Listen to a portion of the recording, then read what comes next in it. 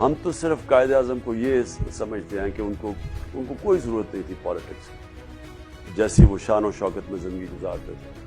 تو انہوں نے جو پاکستان قربانی دی اپنے ملک کے لیے کہ اپنا سارا آسان زندگی چھوڑ کے انہوں نے اتنی سٹرگل کی، اور پھر آخری دنوں میں ان کو کینسر تھی، لنگ کینسر۔ تو وہ لنگ کینسر کے دوران انہوں نے جس طرح کی محنت کی، اور حالات ان کی صحت ٹھیک نہیں تھی، چھپایا رکھا، بتایا کسی کو نہیں کہ کتنی بری بیماری تھی، اور وہ ان کے پاس زیادہ دن زندہ رہنے کے نہیں تھے، وہ بھی چھپایا اس لیے کہ اگر ان کے مخالفین کو پتہ چل جاتا تو انہوں نے صرف ڈیلے کرنا تھا، اور ہو سکتا ہے پاکستان نہ بنتا۔ اور قائد اعظم سے سب سے بڑی چیز کہ لوگوں کو اس چیز کا علم نہیں ہے